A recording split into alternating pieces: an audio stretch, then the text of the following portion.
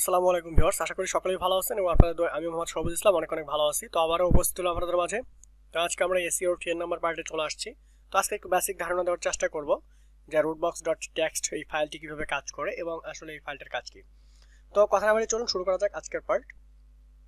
তো root.txt ফাইলের একটি ফাইল যেটা সার্চ ইঞ্জিনকে বলে যে সার্চ ইঞ্জিন একটা সাইটের কোন কোন পেজ স্ক্রল করবে এবং কোন কোন পেজ স্ক্রল করবে না, এই rootbox.txt ফাইল রুট ফোল্ডারে থাকে।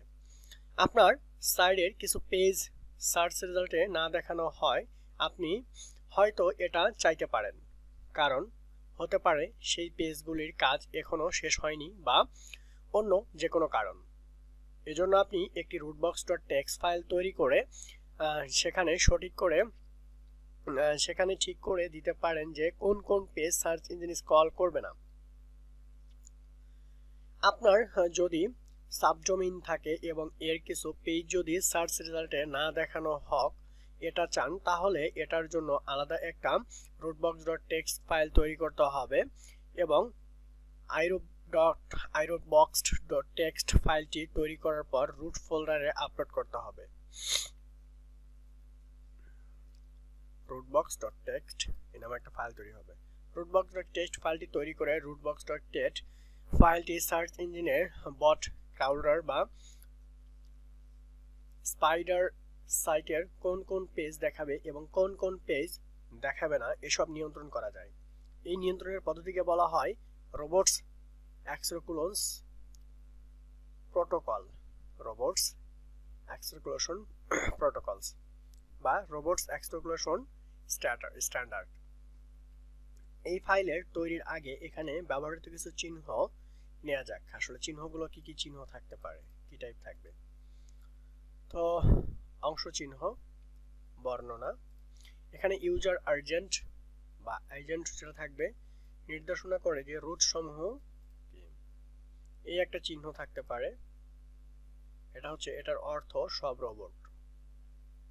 ডিজ অ্যালাউ, প্রতিটি লাইন ডিজ অ্যালাউ দিয়ে শুরু হয়, এরপর আপনি ইউআরএল পাথ ঠিক করে দিতে পারেন, এতে করে এই পাথ বা ফাইল বা ওই পেজ আর রোবট কাউন্ট করবে না।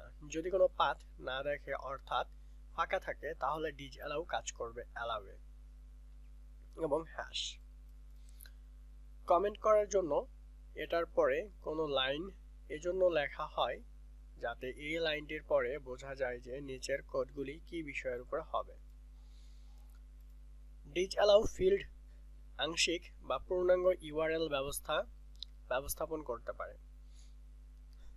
চিহ্নের পর যে পাথ উল্লেখ থাকবে সেই পাথ রুট ভিজিট করবে, যেমন disallow help, disallow both help.html and help index.html, WordPress disallow help, এই টাইপের জিনিসগুলো থাকবে। কিছু উদাহরণ এখানে দেওয়া হয়েছে। সব রোবট অনুমোদন করবে সব ফাইল ভিজিটরের জন্য নির্দেশ করবে রোবট। ইউজার আর্জেন্ট এই একটা টাইপ দেবে, ডিজ অ্যালাউ থাকবে, কাজ করে যাবে। এই যে সেম স্যাম্পলগুলো দিলে কাজ হয়ে যাবে। ওকে, এই ফাইলটি দ্বারা আপনি আপনার সাইটের কোন ইউআরএল বা পেজে স্ক্রল করা বন্ধ করে দেন, তারপরেও কিছু সমস্যা কারণে এই পেজগুলি কোথাও কোথাও দেখতে পারেন, যেমন রেফারেল লগ ইউআরএল গুলি দেখাতে পারেন। তাছাড়া কিছু কিছু সার্চ ইঞ্জিন আছে যাদের অ্যালগরিদম খুব উন্নত নয়, ফলে এসব ইঞ্জিন থেকে যখন স্পাইডার রোবট স্ক্রল করে রুট স্ক্রল করার জন্য পাঠায়, তখন এরা robots.txt ফাইলের নির্দেশনাকে উপেক্ষা করে আপনার ইউআরএল-এ স্ক্রল করে যাবে। এসব সমস্যা এড়াতে আরেকটা ভালো পদ্ধতি হলো এই সমস্ত কন্টেন্টকে হ্যাশট্যাগস ফাইল দিয়ে পাসওয়ার্ড বা বন্ধ করে রাখতে হবে।